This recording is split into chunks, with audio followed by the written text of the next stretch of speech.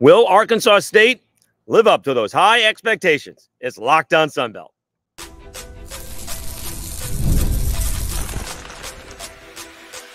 You are Locked On Sunbelt, your daily podcast on the Sunbelt Conference, part of the Locked On Podcast Network, your team every day. All right, Dave Schultz, Locked On Sunbelt, your team every day. Today's episode is brought to you by Gametime. Download the Gametime app, create an account, and use code LOCKEDONCollege for $20 off your first purchase. Terms apply. All right, let's talk a little Arkansas State Red Wolves. We did this with the head coach, Butch Jones, and really for the first time since Butch Jones has been there, I believe, there's pressure to win. All right, I mean, I guess there's always pressure to win. I mean, there's a whole thing going on with Blake Anderson right now, but Blake Anderson had that thing going in the right direction, and then his wife fell ill, and we know the rest of the story. And it's going to take some time to rebuild in this case. And he started doing it when Jaylen Reagor took over as the quarterback. All right, had a fantastic season, almost 60%, 17 touchdowns, 7 interceptions in, I believe, including the bowl game, I think 9+ ball games, maybe even, I don't think it was 10+ ball games. It was 9+ ball games. I think he got in the third one. So maybe that is 10+ ball games. Anyway, so now it's time to live up to those expectations. Okay, we'll see where they're picked. There are the odds and the over-under, the win totals are a little bit interesting. Some things don't match, to be honest with you. And it feels like the prognosticators, if you will, or actually the people setting the lines, whether it be win totals or odds, are still in this wait and see mode, right? We know what Arkansas State has been in the 3 years that Butch Jones has been there. The first 2 years were not good. And then last year turned it around, went to a bowl game, came up short in the bowl game. But, Jaylen Reagor bringing in a lot of excitement. They're bringing in Malik Hornsby, who's changing his position to wide receiver. They got Josh Flowers, quarterback out of Mobile, Baker High, highly recruited kid. And so things seem to be heading in the right direction for Arkansas State. And to me, there's a lot of turmoil is the wrong word, but turnover in the Sun Belt West, right? Though even the quarterback for Texas State is turning over, although it is now the Sun Belt Player of the Year. They're the defending Sun Belt Player of the Year. Jordan McLeod joining G.J. Kinney. As I've talked about, I kind of base what I think going forward is based on the quarterback and the coach coming back. And you do have one in South Alabama, but the coach is coming back. Major Applewhite is the head coach, and Gio Lopez is coming back and going from the backup to potentially the starting role. But ULM, new. Southern Miss, new. Cajun's not new. Cajuns in Texas State, that's why I think they have those 8.5 win totals. Also, again, the more I look at it, the more around the quarterback, the Cajuns are kind of loaded. But you just have a lot of turnover outside of, if you want to put South Alabama in that, not turnover, but it is a new quarterback. That's a new quarterback, not new system for the quarterback, but a new quarterback. And then you have Troy, right? You got both new coach and new quarterback. In Butch Jones and Jaylen Reagor, you don't. You're going to try to add to it. And it would be interesting, like seeing a Hard Knocks Arkansas State or anybody, right? Like, what is G.J. Kinney doing with Jordan McLeod, right? What does, I presume TJ Finley probably has a better arm, right? He's a bigger dude, so he can throw it farther.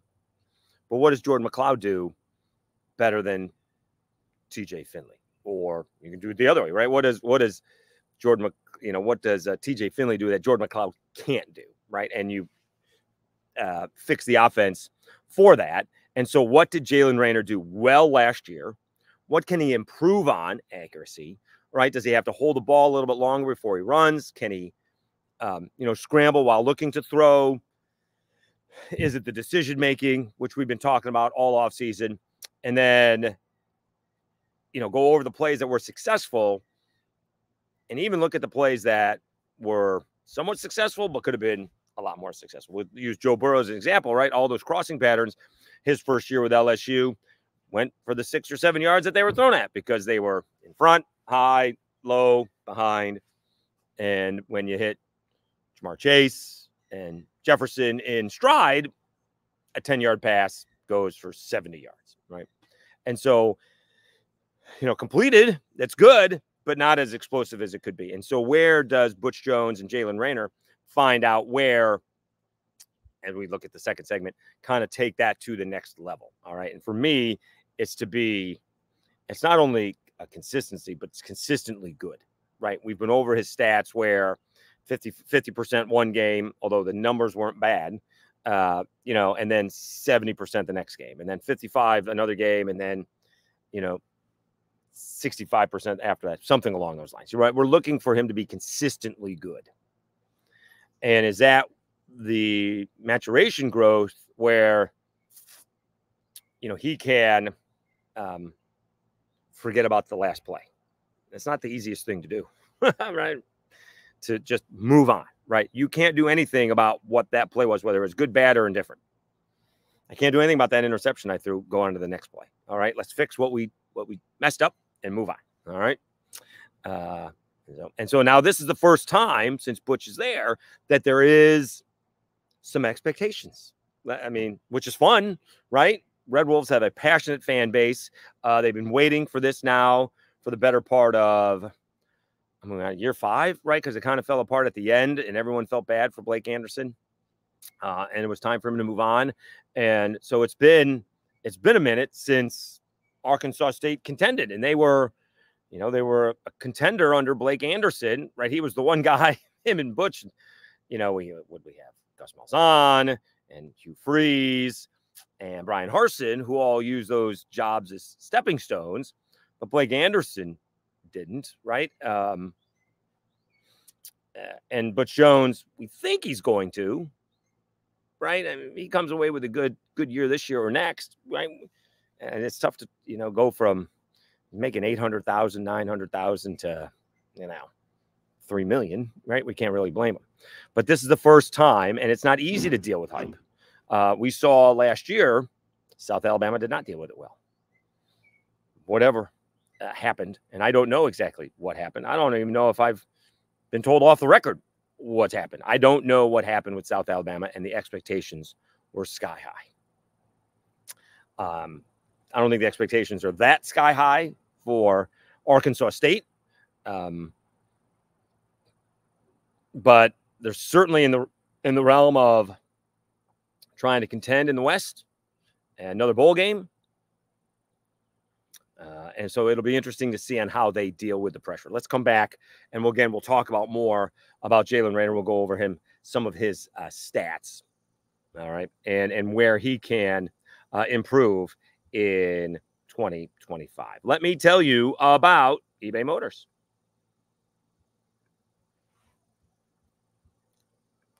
Passion, drive, and patience. The formula for winning championships is also what keeps your ride or die alive. eBay Motors has everything you need to maintain your vehicle and level it up to peak performance. Superchargers, roof racks, exhaust kits, LED headlights, and more. And whether you're into speed, power, or style, eBay Motors has you covered. With over 122 million parts for your number one ride or die, you'll always find exactly what you're looking for. And with eBay Guaranteed Fit, your part is guaranteed to fit your ride every time or your money back.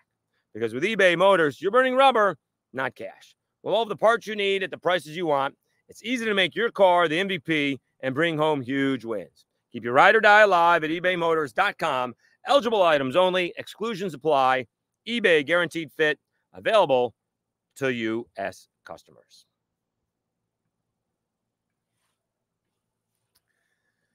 Dave Schultz, Locked On Sunbelt, your team every day. Again, let's check out those, Jaylen Reagor stats. And again, we can, see where he can be more consistent. All right. And be honest with you, I'd have to go back and look more. Is he, I presume he's not quite scrambling to throw it, which is fine for a freshman. Did run for 380 yards, 5 touchdowns. Did have 123 attempts. Now, remember, if he gets sacked, that counts as a rushing attempt. But he threw for 2,500 yards, 230 yards a game. I mean, that's really good. Completion percentage, 58%. He really did have a, I'm not quite sure spectacular, but that's a spectacular true freshman year, right? You'd be hard-pressed to find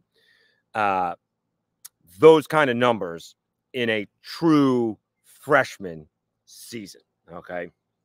And so you're absolutely going to look for him to take the next step to where, because he's going to know where everybody is on the field, right? That's the idea.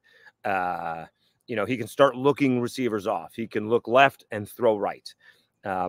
He can see that his first 2 reads are going to be covered, but I'm going to go still look at them, and my tight end leaking out over the left is going to be wide open. All right, because I'm going to look, over the right tackle. I'm going to look wide right, and look over the right tackle, look wide right, and then come back, and the tight end will be wide open, even if it's for a 5-yard dump off pass. Right? You miss one tackle, and then it could go for 15 or 20. And that's where I think he can take the next step to where he fully grasps what's going on instead of, would anybody be surprised? How much, of his progressions is he going through, right? It's, 1, 2, take off if you're lucky, right? And, those, not to compare him to the all-time greats, but I think when, the fantastic quarterbacks in the NFL, and they're all in the shotgun, by the way, just like Raynor is, by the time they drop back, they know where the ball is going. And if that guy's not open, right, or they're looking at the offense or looking at the defense, dropping back, when they drop back, if that guy's not open, they know where the second guy is. They know where the third guy is. And then if you have time after that, then usually you don't.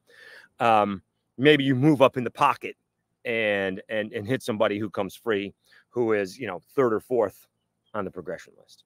And so that's where he can make that next leap to have confidence in the players around him that they're going to be where he expects them to be. And, get it to where it is 62, 63%. If he jumps up to 68 to 70%, watch out, right? That would be a huge leap. But if he can get to, 3,500 yards is a lot, right? That's an extra 80 yards a game-ish. So that's going from 231 to 300 or so, 310. My understanding is there would be no math. But if he got it to, 32, 3,300 yards, again, 25 touchdowns, 10 interceptions, that's not bad, right? And God forbid he gets it to, I think if he really excels, he gets it to 30 touchdowns and 5 interceptions, right? That's got Sun Belt Player of the Year written all over it, right? That's the big number. So let's check that out. All right. Again, people ask me, to have these things done in advance, which I have a lot of Jaylen Reagor and Arkansas State, and we'll go over the odds and expectations here in the next segment. Well, let's see what Jordan McLeod did. What was his numbers? All right. Because I thought he had good numbers, and then we saw some not so great things. See, here you go. 3,600, almost, 3,657 yards, 35 touchdowns, 10 interceptions. How great is that? And he threw for 68%. All right. I'm asking for, he had a 3.5 to 1 TD to interception ratio. Jaylen Reagor, not quite, 1 to 1.5, right? Or 1.5 to 1 touchdown to interception ratio, or maybe, or 2 to 1. It'd be over 2 to 1. I'm sorry. But if you get 2.5 to 1, 25 to 10, or like I said, 30 touchdowns and 5 interceptions. That would be awesome, right? And get it up to where that 68%, and he's going to, not only is he going to be in the mix for Sun Belt Player of the Year, but Arkansas State will be in contention in the West. Absolutely. No pressure, Jaylen. No pressure. Let's talk about those 2024 expectations. Some of the numbers just aren't copacetic. We will do that after I come back and tell you about Gametime.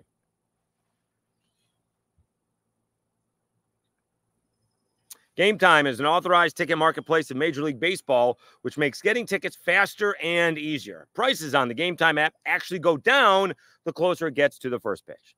With killer last-minute deals, all-in prices and views from your seat, and their lowest price guarantee, Gametime takes the guesswork out of buying Major League tickets. Remember, I did that for Game 6 of the NBA Eastern Conference Finals, Pacers and the Knicks, and my nephew loved it. It was a great experience. He loved the game. I love the Gametime app experience. You get those last-minute deals where you can save up to 60% for sports, comedy, concerts, theater, etc. Flash deals. Save even more with exclusive in-app deals on select seats ahead of the game or event. And you get that panoramic view from your seat in the app before you buy, and you get the lowest price guarantee, or Gametime will credit you with 100%, 110% of the difference. Take the guesswork out of buying MLB tickets with Gametime. Download the Gametime app, create an account, and use code LOCKEDONCollege for $20 off your first purchase. Terms apply. Again, create an account and redeem code LOCKEDONCOLLEGE for $20 off. Download Gametime today. Last-minute tickets, lowest price guaranteed. All right, Dave Schultz, Locked On Sunbelt, your team every day. We're talking about Arkansas State living up to the hype. I did not put their schedule up, and I should have done that. I apologize for that. But we do want to see the numbers, odds, and I do have those because some of the numbers don't quite match up. All right. So our guy, Brendan Moore, and these are the old numbers. I will rephrase that. The original numbers. FanDuel released the Sun Belt preseason win totals, and Arkansas State is 6.5. All right. South Alabama, 6.5. Marshall, 6.5. Troy, 6.5. All right. Now we go to the new Sun Belt championship game winner. Arkansas State is plus 14. Same as Troy. South Alabama, same win totals, plus 7.5. I don't get it. Doesn't make sense. All right. App State, plus 300. I get it. Texas State, I would have ahead of App State, but okay, plus 450. That's fine. Cajuns are there, plus 600. We understand that. South Alabama, plus 750. I don't get it. JMU is plus 800. Marshall and Arkansas State plus 1,400, Marshall plus 1,600. I'm trying to figure out some of these numbers. They don't quite match up. And so now let's look at the schedule and see what we can legitimately have, because there are some tough ball games here for Arkansas State, no doubt. We'll keep in mind, let's see if we can find that quickly. See if that's changed at all. Sorry, I could have done this earlier, but I didn't. Arkansas State. It does not have it. Let's see. All right. Anyways, Central Arkansas, that's obviously got to be a win. Tulsa has to be a win. And so they're starting out 2-0. Okay. Now you're at Michigan. It's a tall order. I know Michigan's got a new coach, whole new everything. That's still a tall order. We'll say 2-1. All right. Can you go into Ames, Iowa, and upset Iowa State? Because what could happen is you start out 2-0. Say you get blown out by Michigan, and you're kind of now under the radar, right? Everybody was saying, wow, Arkansas State, can they do the same thing that App State did, go in and upset Michigan? And, they lose 45-10, and everyone's like down on Arkansas State when it was Michigan. Can you go in and upset Iowa State? Say you're 3-1. We'll go to the high side. South Alabama at home, got to win that one. That's 4-1. At Texas State, which could determine the Sun Belt West, We're going to call that a loss because Texas State is the favorite in my eyes and many others, actually. Okay, so that's going to be a loss. So that is 4-2. We'll say Southern Miss at Southern Miss is a win. We'll see. All right. That's 5-2 versus Troy. Can you beat that team? Is that 6-2 at the Cajuns? 6-3 at Georgia State. 7-3. Then you got ULM and Old Dominion. Could you be 9-3? Okay. Now, you're beating Troy. You're beating Southern Miss on the road. You're beating Iowa State. I'm not sure they're going to be favored in any of those games. They're not going to be favored at Iowa State unless they beat Michigan and they're undefeated. They may or may not be, depending on where they are, favored at Southern Miss and depending what Southern Miss is. They may not even be favored against Troy at home, although most likely. So 9, if they're 9-3 with losses to Michigan, Texas State, and the Cajuns, that is absolutely living up to expectations and maybe even surpassing them. And even if you lose to one of the teams that I gave them a win, you're still 8-4. That's pretty good. That's really good. What you don't want to do, this is what you don't want to do if you're Arkansas State. You don't want to lose to South Alabama at home. You can't lose to Central Arkansas or Tulsa because you're reading the press clippings or, Locked On Sunbelt podcast. Right? That Georgia State ball game is a little sneaky. If that Georgia State game was earlier on in the season, they may not even be favored in that one. We'll see what Del McGee has cooking for the Panthers. So I'm just doing that based on what I think is going to happen this year. Or as of right now, we have no idea what either team is going to look like come November.